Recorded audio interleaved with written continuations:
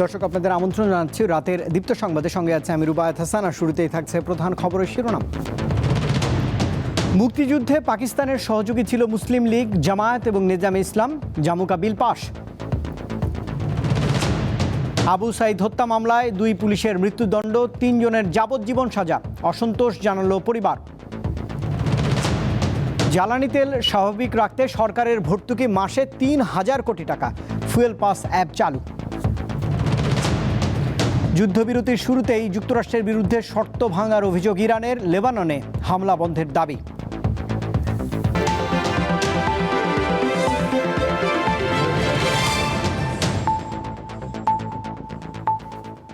এবারে পুরো আয়োজন। মহান মুক্তিযুদ্ধের সময় পাকিস্তানি হানাদার বাহিনীর সহযোগী হিসেবে তৎকালীন মুসলিম লীগ, জামায়াত ইসলামী এবং নেজামে ইসলাম পার্টি কাজ করেছে, এমন তথ্য বহাল রেখে জাতীয় মুক্তিযোদ্ধা কাউন্সিল জামুকা অধ্যাদেশকে আইনে রূপ দিতে বিল পাশ করেছে জাতীয় সংসদ। এই বিলের বিষয়ে জামায়াতের পক্ষ থেকে আপত্তি জানিয়ে দলের আমির এবং বিরোধী দলীয় নেতা শফিকুর রহমান বক্তব্য দিয়েছেন। বৃহস্পতিবার সংসদে অধিবেশনে বিলটি উত্থাপন করেন মুক্তিযুদ্ধ বিষয়ক মন্ত্রী আহমেদ আজম খান। বিলটি পরে কণ্ঠভোটে পাশও হয়। এর আগে জাতীয় মানবাধিকার কমিশন সংশোধন অধ্যাদেশ 2025 রহিত করে 2009 সালের আইন পুনঃপ্রচলন করে আনা বিল পাশ করা হয়েছে। এছাড়াও বিরোধী দলের আপত্তি নাকচ করে সংসদে সুপ্রিম কোর্টের বিচারক নিয়োগ রহিতকরণ বিল এবং সুপ্রিম কোর্ট সচিবালয় রহিতকরণ বিল পাশ হয়েছে আজ। আপনারা 77 বিধি মতো দিতে পারেন। বুয়েট থেকে পড়েছেন তাদের যে বাংলাদেশ, নতুন বাংলাদেশ গড়ার স্বপ্ন জাতিকে। ধন্যবাদ মাননীয় সদস্য। যুগ উপযোগী করিয়া জাতীয় মুক্তিযোদ্ধা কাউন্সিল সংশোধন আইন 2026 প্রণয়ন কল্পে আনিত একটি বিল, জাতীয় মুক্তিযোদ্ধা কাউন্সিল সংশোধন বিল 2026 মহান সংসদে উত্থাপিত আকারে পাশ করা হোক। জাতীয় সংসদ অধিবেশন থেকে ওয়াকআউটের পর বিরোধী দলীয় নেতা ডাক্তার শফিকুর রহমান গণমাধ্যমকে জানিয়েছেন, গণবিরোধী বিল পাশ করে বিএনপি প্রমাণ করেছে শেখ হাসিনা খারাপ কিন্তু তার নীতি ভালো। তবে চিফ হুইপ নুরুল ইসলাম মনি বলেছেন, দেশ ও জনগণের জন্য যে আইন সুরক্ষা অধিকার নিশ্চিত করবে সেই আইনই পাশ করা হয়েছে। যে পদ্ধতি ফ্যাসিবাদের জন্ম দিয়েছিল সেই পদ্ধতি আবার বাংলাদেশের বিচার ব্যবস্থা ফিরে আসুক, এটা আমরা কামনা করি না, এটা আমরা চাই না। ইন্টারিম গভর্নমেন্ট যে অধ্যাদেশ জারি করেছিল সেখানে কার্যত নির্বাহী বিভাগের কোনো প্রভাব ছিল না। তারা আগেরটাই ফিরে গিয়ে তারা প্রমাণ করলেন হাসিনা খারাপ কিন্তু হাসিনার নীতি ভালো। জনবিরোধী যে আইনগুলো আজকে সংসদে শুধুমাত্র টুটার মেজরিটির বলে পাশ করা হয়েছে, তারই প্রতিবাদ জানিয়ে, নিন্দা জানিয়ে আমরা সংসদ থেকে ওয়াকআউট করেছি। বেশিরভাগকে যৌক্তিক পর্যায়ে নিয়ে এসে যা করা দরকার সেইভাবেই আমরা আইনটা নিয়ে এসেছি, যাতে গণমানুষ এই বিচার বিভাগের সাপোর্ট পায়। ক্ষমতাসীন বিএনপি জনগণের রায় নিয়ে দ্বিচারিতা করেছে বলে অভিযোগ করেছে বাংলাদেশ জামায়াত ইসলামী নেতৃত্বাধীন 11 দলীয় জোট। বৃহস্পতিবার বিকালে রাজধানী শাহবাগে গণভোটের রায় কার্যকরে জনসচেতনতা সৃষ্টির লক্ষ্যে লিফলেট বিতরণকালে এই কথা বলেন জামায়াত ইসলামীর সেক্রেটারি জেনারেল মিয়া গোলাম পরওয়ার। এক প্রশ্নের জবাবে তিনি বলেন, সরকার গণভোট নিয়ে সংসদে বসে যে সংকট তৈরি করেছে তা নিরসনে 11 দল রাজপথে নামতে বাধ্য হয়েছে। 11 দলীয় ঐক্যের পক্ষ থেকে সারা দেশে সপ্তাহব্যাপী চলবে এই কার্যক্রম। উদ্বোধনী অনুষ্ঠানে আরও বক্তব্য রেখেছেন জোটের শীর্ষ নেতারা।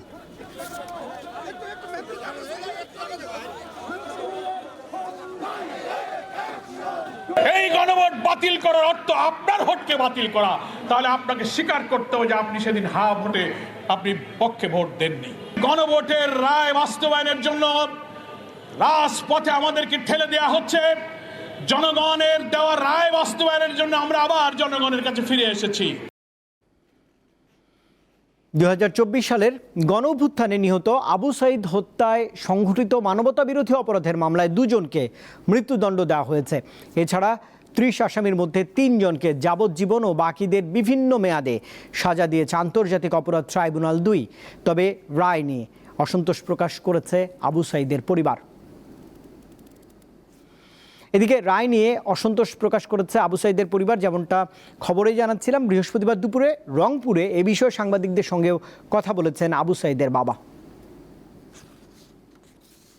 যে 2 জনকে ফাঁসি দিয়েছে 3 জনকে যাবজ্জীবন কারাদণ্ড দিতে। এতে আমি সন্তুষ্ট নই, আরো লোকের ফাঁসি হওয়া উচিত ছিল। তবে 1 নম্বরে হলো প্রমিল বড়ুয়া, উনি কিন্তু সাংঘাতিক দোষী। ওই আমার ছেলেকে অবদস্ত মারপিট করছে, লাঠিচার্জ করছে, গলা চিপি ধরেছিল, গাল বুকত থাপড়াইছে। ওরে কঠিন বিচার হওয়া উচিত ছিল। ইন্ধনদাতা ছিল, তাদেরকে এত কম সময় বা কম একটা দিনের যে রায় দিয়েছে, আসলে এটা খুবই দুঃখজনক। বৈশ্বিক যুদ্ধ পরিস্থিতির প্রভাব পড়েছে দেশের জ্বালানি খাতে। দাম না বাড়লেও সরবরাহ স্বাভাবিক রাখতে বড় অঙ্কের ভর্তুকি দিচ্ছে সরকার, প্রতি মাসে যা প্রায় ৩,০০০ কোটি টাকা। একই সঙ্গে জ্বালানি তেল বিতরণে শৃঙ্খলা ফেরাতে শুরু করছে পরীক্ষামূলক কার্যক্রম ফুয়েল পাস অ্যাপ।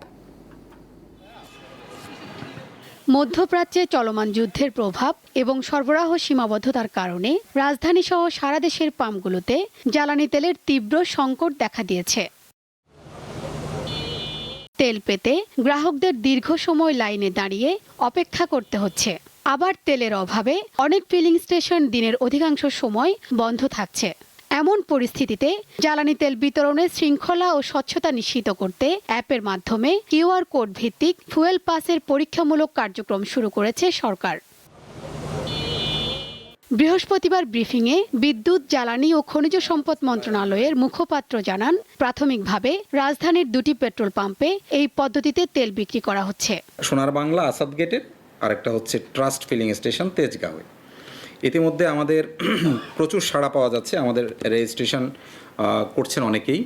তবে আমাদের চেষ্টা থাকবে মানুষের জনভোগান্তি যত কম হয় এবং যাতে অনলাইনে আবেদন করে তা কারো কাছে যাতে আসতে না হয়। তিনি জানান, বর্তমানে দেশে জ্বালানি তেলের কোনো সংকট নেই, যা মজুদ আছে তা দিয়ে অন্তত 2 মাসের চাহিদা মেটানো সম্ভব।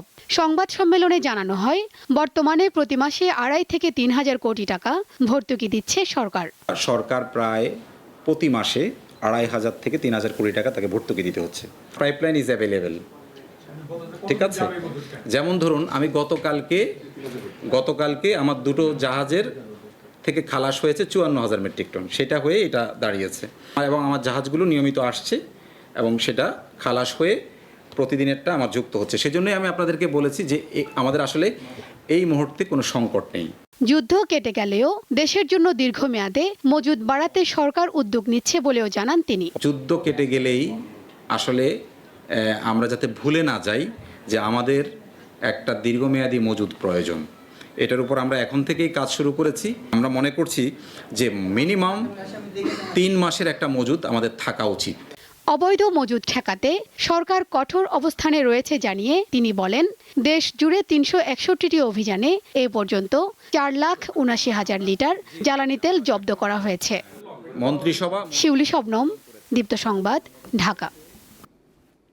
এদিকে জ্বালানি তেলের সংকটে আজও দেশের বিভিন্ন জায়গায় পাম্পগুলোতে নানা অপ্রীতিকর ঘটনা ঘটেছে। গাইবান্ধায় 2টি স্থান থেকে অবৈধভাবে মজুত করা বিপুল পরিমাণ পেট্রোল জব্দ করেছে উপজেলা প্রশাসন। এ সময় তেল মজুদের দায়ে 2 ব্যক্তিকে কারাদণ্ডও দেওয়া হয়েছে।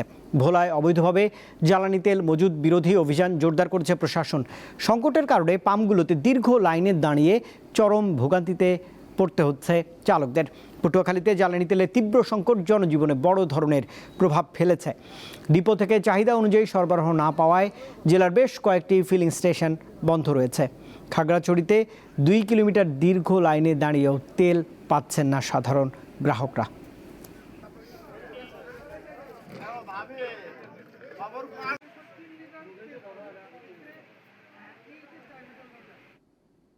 দর্শক, আপনাদের সংবাদেই জানাচ্ছিলাম 2024 সালের গণঅভ্যুত্থানে নিহত আবু সাঈদ হত্যায় সংঘটিত মানবতাবিরোধী অপরাধের মামলায় 2 জনকে মৃত্যুদণ্ড দেওয়া হয়েছে আজ।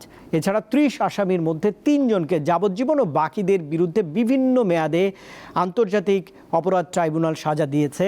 এ প্রসঙ্গে একটি প্রতিবেদন হাতে রয়েছে, দেখে আসবো। অন্যায় অবিচারের বিরুদ্ধে এক যোদ্ধার নাম রংপুরের বেগম রোকেয়া বিশ্ববিদ্যালয়ের শিক্ষার্থী আবু সাঈদ। তৎকালীন শেখ হাসিনা সরকারের বিরুদ্ধে প্রতিবাদ জানাতে গিয়ে যিনি নিহত হন 2024 সালের 16 জুলাই। বৃহস্পতিবার সেই হত্যাকাণ্ডের বিচারের রায় এলো আন্তর্জাতিক অপরাধ ট্রাইব্যুনালে। মামলার মোট আসামি ৩০ জন, যার মধ্যে মাত্র ৬ জন কারাগারে আছেন। সেই ৬ জনকেই এদিন সকালে নিয়ে আসা হয় ট্রাইব্যুনালে। দুপুরে আসে বহুল আলোচিত মামলার রায়। রাজনৈতিক বিবেচনায় নির্যাতন। এতে মৃত্যুদণ্ডপ্রাপ্ত দুজন হলেন পুলিশের সাবেক সহকারী উপপরিদর্শক আমির হোসেন ও সাবেক কনস্টেবল সুজন চন্দ্র রায়। তারা দুজনেই গ্রেপ্তার আছেন। এছাড়া যাবজ্জীবন প্রাপ্ত ৩ আসামিও পুলিশের সাবেক সদস্য। তবে এই ৩ জনই পলাতক। বেগম রোকেয়া বিশ্ববিদ্যালয়ের সাবেক উপাচার্য পলাতক হাসিবুর রশিদকে ১০ বছরের সশ্রম কারাদণ্ড দেয়া হয়েছে। রায়ে বিশ্ববিদ্যালয় ছাত্রলীগের সাধারণ সম্পাদক মাহফুজুর রহমান, সহসভাপতি ফজলে রাব্বি, সহসভাপতি আক্তার হোসেন, সাংগঠনিক সম্পাদক সেজান আহমেদ, সাংগঠনিক সম্পাদক ধনঞ্জয় কুমার ও দপ্তর সম্পাদক বাবুল হোসেনকে ৩ বছর করে সশ্রম কারাদণ্ড দেয়া হয়েছে। 2 জনের মৃত্যুদণ্ড হয়েছে, 3 জনের যাবজ্জীবন হয়েছে। আর আমাদের যে ধরনের চার্জ ছিল তাদের ভূমিকা অনুযায়ী সেই সাজাগুলো হয়েছে বলে মনে হয়। তবে তারপরেও আমরা পূর্ণাঙ্গ জাজমেন্ট পাওয়ার পরে সেটা পর্যালোচনা করে যদি আমাদের কাছে মনে হয় যে যেসব চার্জ থেকে তাদেরকে অব্যাহতি দেওয়া হয়েছে সেইগুলোর বিরুদ্ধে আমরা আপিল করার সুযোগ থাকলে সেগুলো পূর্ণাঙ্গ রায়ের কপি পাওয়া সাপেক্ষে আমরা সেটা সিদ্ধান্ত নিব।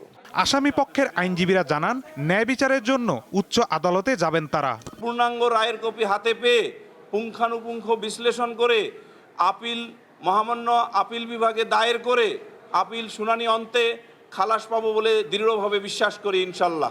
সাজা লঘু হয়েছে বলে অসন্তোষ প্রকাশ করেন আবু সাইদের পরিবারের সদস্যরা। না, আমাদের অসন্তুষ্টির জায়গা হচ্ছে যারা গুলি করলো তারা হলো একটা ঊর্ধ্বতন কর্মকর্তার নির্দেশে করছে। যারা ঊর্ধ্বতন কর্মকর্তা ছিল তাদের কারো ফাঁসি হয়নি।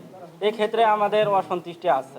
রায়ের বিরুদ্ধে আপিলের সুযোগ থাকায় মামলাটি এখন গড়াতে পারে উচ্চ আদালতে।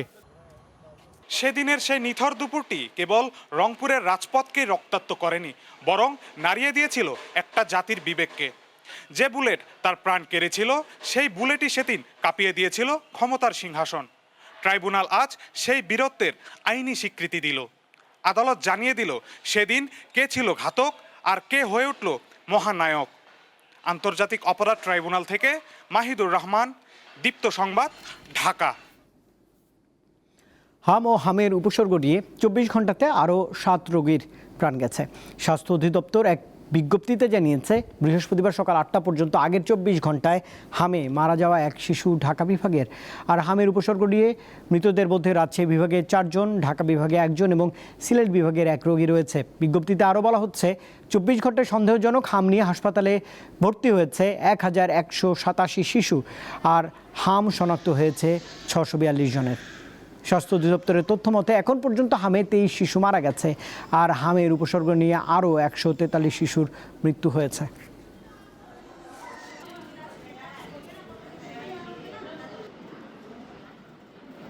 আন্তর্জাতিক খবর জানাচ্ছে, ইসরায়েল নতুন করে লেবাননে হামলা চালানোর কারণে অনিশ্চয়তায় পড়েছে ইরান ও যুক্তরাষ্ট্রের যুদ্ধবিরতির সমঝোতা।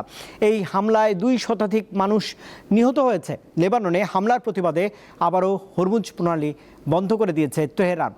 অবশ্য স্থায়ী যুদ্ধবিরতির লক্ষ্যে আগামীকাল পাকিস্তানে বৈঠক বসবে ইরান ও যুক্তরাষ্ট্র। ইরানের সাথে শর্ত সাপেক্ষে 2 সপ্তাহের যুদ্ধবিরতির সমঝোতা হয়েছে যুক্তরাষ্ট্রের। তবে চুক্তির কয়েক ঘন্টা পরেই লেবাননে ইসরায়েলের ভয়াবহ হামলায় নতুন করে সংকট তৈরি হয়েছে।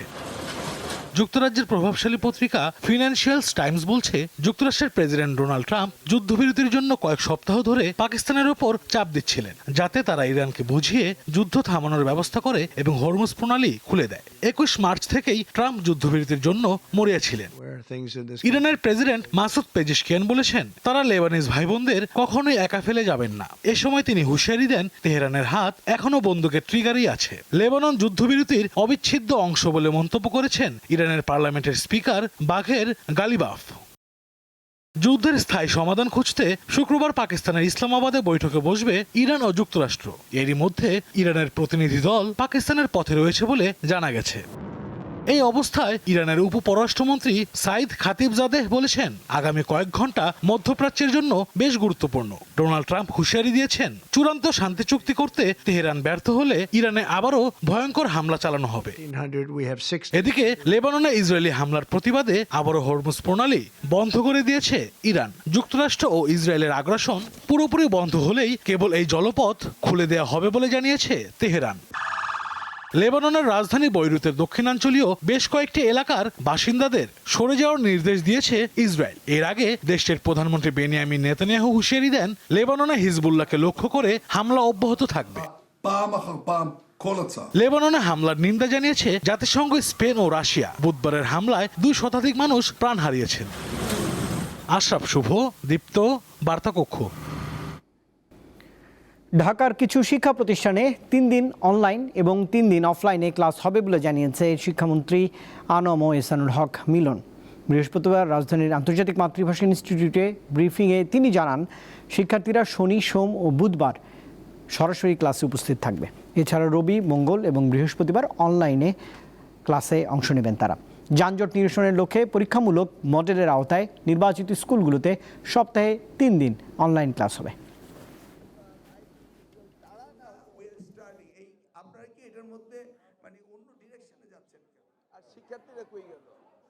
আমরা 3 দিন ওদেরকে সপ্তাহে নিয়ে আসছি ক্লাসে, বাকি 3 দিন আমরা বাড়িতে বসে বসাচ্ছি।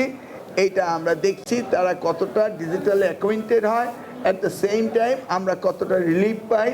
So do all. কিন্তু এখানে শিক্ষকরা ক্লাসে এসেই তাদেরকে পড়াবেন। ত্রয়োদশ জাতীয় সংসদের বগুড়া 6 উপনির্বাচন এবং শেরপুর 3 আসনের সাধারণ নির্বাচনের বেসরকারি ফলাফলে জয়ী হয়েছেন বিএনপির প্রার্থীরা। বৃহস্পতিবার সকাল 7:30 থেকে বিকেল 4:30 পর্যন্ত একটানা চলে ভোট গ্রহণ। এরপর শুরু হয় গণনা। রাত 9টার পর পাওয়া যায় 2টি আসনের বেসরকারি ফলাফল। বগুড়া 6 আসনের উপনির্বাচনে 150 কেন্দ্রে বিএনপির প্রার্থী রেজাউল করিম বাদশা পেয়েছেন 1,33,215টি ভোট। তার নিকটতম প্রতিদ্বন্দ্বী জামাত ইসলামীর প্রার্থী আবিদুর রহমান সোহেল পেয়েছেন 56,904টি ভোট। শেরপুর 3 আসনে বিএনপির প্রার্থী মাহমুদুল হক রুবেল পেয়েছেন 1,66,117 ভোট। তার নিকটতম জামায়াতের প্রার্থী মাসুদুর রহমান মাসুদ পেয়েছেন মাত্র 7,051 ভোট। তবে বিকেলে বিভিন্ন অনিয়মের অভিযোগ এনে নির্বাচন বর্জন করেন জামায়াতের প্রার্থী মাসুদুর রহমান মাসুদ। বৈশ্বিক জ্বালানি অস্থিরতায় জিডিপির প্রবৃদ্ধি 1% কমতে পারে বলে আশঙ্কা করছে Dhaka chamber of commerce industry DCCI. ব্যবসায়ীরা বলছেন, বিশ্ববাজারের ক্রেতা একবার হারিয়ে গেলে সেই বাজার ধরা কঠিন হয়ে দাঁড়াবে। বৃহস্পতিবার ডিসিসিআই আয়োজিত গোলটেবিল বৈঠকে তারা এসব কথাই বলেছেন। এতে জ্বালানি বিশেষজ্ঞরা বলেন, দেশের জ্বালানি তেলের মজুদ বৃদ্ধি করতে হবে। এতে একদিকে যেমন জ্বালানি সংকট মোকাবিলা করা যাবে, তেমনি বিশ্ববাজারে বাড়তি দামের চাপ সামাল দেওয়াও সম্ভব হবে। বৈঠকে জ্বালানি নিরাপত্তা নিশ্চিত করতে নবায়নযোগ্য জ্বালানির ব্যবহার বাড়ানোর পরামর্শও দিয়েছেন বিশেষজ্ঞরা। এনার্জি ইন্টেন্সিভ ইন্ডাস্ট্রি, তৈরি পোশাক, তীব্র গ্যাস সংকটে উৎপাদন ক্ষমতা প্রায় 50% হ্রাস পেয়েছে। সিমেন্ট শিল্পে উৎপাদন ব্যয় প্রতি ব্যাগে 25 থেকে 30 টাকা বৃদ্ধি পেয়েছে। স্টিল ও ফার্মাসিউটিক্যাল ইন্ডাস্ট্রিতেও কাঁচামালের ব্যয় ও লজিস্টিক খরচ বৃদ্ধির প্রভাব লক্ষণীয়। স্টিল স্ক্র্যাপের মূল্য প্রতি টনে $70 থেকে $90 এবং ওষুধ উৎপাদনের উপকরণ ইনপুট কস্ট ব্যয় $700 থেকে $800 পর্যন্ত বৃদ্ধি পেয়েছে। দেশে হৃদরোগ, ক্যান্সার, বক্ষব্যাধি, ডায়াবেটিস সহ অসংক্রামক রোগের অন্যতম কারণ তামাক ও তামাকজাত পণ্যের ব্যবহার। জনস্বাস্থ্য বিবেচনায় এই পণ্যের ব্যবহার কমাতে সিগারেটের মূল্য বৃদ্ধি করা প্রয়োজন। বৃহস্পতিবার রাজধানীতে national heart foundation of Bangladesh আয়োজিত আলোচনা সভায় এসব তথ্য জানানো হয়েছে। অনুষ্ঠানে জনস্বাস্থ্য সুরক্ষা এবং তরুণদের তামাক ব্যবহার থেকে বিরত রাখতে 2026-27 অর্থবছরের জন্য সিগারেটের নিম্ন ও মধ্যম স্তর একসাথে করে 10টি শলাকার একটি প্যাকেটের সর্বনিম্ন মূল্য 100 টাকা করা যায় বলে তারা বলছেন। তারা বলেন, এই খাত থেকে শুধু রাজস্ব বাড়ানোই মূল বিষয় নয়, ভবিষ্যৎ প্রজন্মকে তামাকের ক্ষতিকর প্রভাব থেকে মুক্ত রাখাও বড় বিনিয়োগ।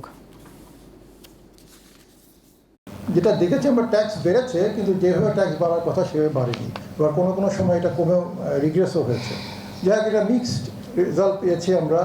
কিন্তু এটাও বুঝতে হবে যে এটা একটা সহজ সমাধান নাই, এটা একটা লং টার্ম এফোর্ট এবং এটা আমাদের কন্টিনিউ করতে হবে। বর্ষবরণের উৎসব মানেই নতুন বছরের আবাহন।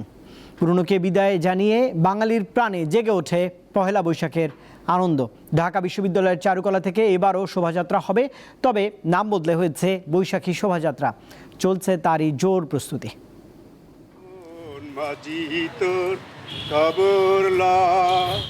মনের আনন্দে গাইতে গাইতে বাঁশের বাতায় কখনো তারকাটা, কখনো দড়ি ও গুণা দিয়ে মোটিফের পূর্ণ অবয়ব ফুটিয়ে তুলছেন কর্মীরা। হাতে সময় কম, তাই দিন রাত কাজ করে যেতে হচ্ছে।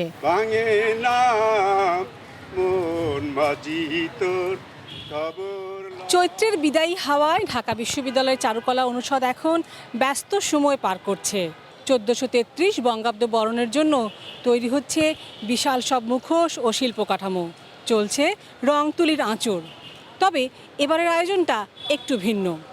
গত কয়েকদিন ধরে ইউনেস্কো স্বীকৃত মঙ্গল শোভাযাত্রার নাম নিয়ে যে বিতর্ক উঠেছিল, সংস্কৃতি মন্ত্রীর বৈশাখী শোভাযাত্রার ঘোষণার মধ্যে দিয়ে তার অবসান হয়েছে। এবারও শোভাযাত্রার জন্য তৈরি হচ্ছে বিশাল আকৃতির পাখি, ঘোড়াসহ ট্যাপা পুতুলের নান্দনিক সব মোটিফ। তীব্র রোদ উপেক্ষা করে শিল্পীর নিপুণ হাতের ছোঁয়ায় ফুটে উঠছে বাঙালিয়ানার ঐতিহ্যবাহী নানা রূপ। কর্মীদের পাশাপাশি চারুকলার শিক্ষার্থীরাও হাত দিয়েছে মোটিফ তৈরির কাজে। চিরায়ত বাংলার যে টেরাকোটা আছে, তো ঘোড়া এবং ঘোড়া সওয়ার, ওটার একটা স্কাল্পচার হবে। অনেক পরিশ্রম যাচ্ছে, আমরা মানে বাসায় যেতে যেতে 12টা-1টা বেজে যায়। পরের দিন এসে যখন দেখি যে না অনেক দূর কাজ এগিয়েছে, তখন ভালো লাগে। কাগজে ও মাটির সরায় বাহারি রং দিয়ে নিজেদের কল্পনার নানা ছবি আঁকছেন শিল্পীরা, যেন একটুও ক্লান্তি নেই। নিজেদেরই কাজ, নিজেরাই তো এনজয় করবো, এটাই তো স্বাভাবিক। এবারের প্রতিপাদ্য নববর্ষের ঐক্যতান, গণতন্ত্রের পুনরুত্থান। দীর্ঘদিন পর দেশের মানুষ ভোটাধিকারের সুযোগ পেয়েছে। উৎসব আয়োজনে রাষ্ট্রের ভূমিকা সবচেয়ে গুরুত্বপূর্ণ বলে জানান চারুকলা অনুষদের ডিন। প্রতিপাদ্য বিষয়টা এখানে করেছে এই কারণেই যে এই গণতান্ত্রিক সরকারের কাছেও যে আমাদের সর্বশ্রেণীর মানুষদের প্রত্যাশার জায়গাটা যেন আমাদের পরিষ্কার হয়। এখন যে সরকার আছে সে জাতীয় ঐক্যের ভিত্তিতে, মানে দেশের শান্তি, শৃঙ্খলা, সুখ, এই জিনিসগুলো প্রতিষ্ঠিত হবে, এই প্রত্যাশা এবং বিশ্বাস আমাদের থাকবে। এই আয়োজন 1989 সালে ঢাকা বিশ্ববিদ্যালয়ের চারুকলা অনুষদ থেকে আনন্দ শোভাযাত্রা নামে বের হলেও পরে স্বৈরাচার বিরোধী আন্দোলনের প্রেক্ষাপটে এর নাম মঙ্গল শোভাযাত্রা হয়। 2016 সালে ইউনেস্কো একে সাংস্কৃতিক ঐতিহ্যের স্বীকৃতি দেয়। নাম নিয়ে বিতর্ক যতই থাক না কেন, বৈশাখ বরণের এই সাজ সাজ রব জানান দিচ্ছে বাঙালির প্রাণের উৎসব সবসময় সব বিতর্কের ঊর্ধ্বে। ঢাকা বিশ্ববিদ্যালয় চারুকলা থেকে লাবণী গুহ, দীপ্ত সংবাদ। এদিকে প্রতি বছরের মতো এবারও পার্বত্য জেলার রাঙামাটিতে বাংলা নববর্ষ বরণের আনুষ্ঠানিকতা এর মধ্যে শুরু হয়েছে। বৃহস্পতিবার সকালে বিজু, সাংগ্রাই, বৈশু, বিহু, চক্রকান, বিশু, চাংলান, পাতা উদযাপন পরিষদ 4 দিনব্যাপী অনুষ্ঠান উদ্বোধন করেন রাঙামাটি পার্বত্য জেলা পরিষদ চেয়ারম্যান কাজল তালুকদার। এতে প্রধান অতিথি ছিলেন সাবেক সংসদ সদস্য উষাতন তালুকদার। তিনি বলেন, চৈত্র মাসে এমনিতেই জমিয়াদের পরিবারে অভাব থাকায় কারণে অনেকে শান্তিতে বিজু উদযাপন করতে পারছে না। পরে একটি শোভাযাত্রা পৌরসভার প্রাঙ্গণ থেকে শুরু হয়ে শিল্পকলা একাডেমির প্রাঙ্গণে গিয়ে শেষ হয়। 9 থেকে 12 এপ্রিল পর্যন্ত 4 দিনব্যাপী এই আয়োজনে রয়েছে ঐতিহ্যবাহী নৃত্য, খেলা এবং সাংস্কৃতিক অনুষ্ঠান।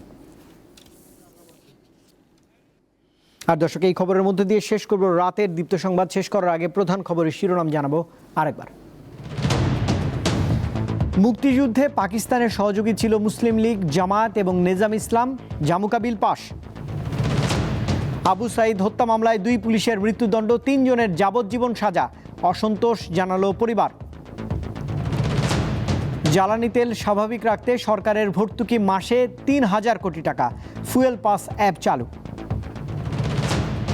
যুদ্ধবিরতির শুরুতেই যুক্তরাষ্ট্রের বিরুদ্ধে শর্ত ভাঙার অভিযোগ ইরানের, লেবাননে হামলা বন্ধের দাবি।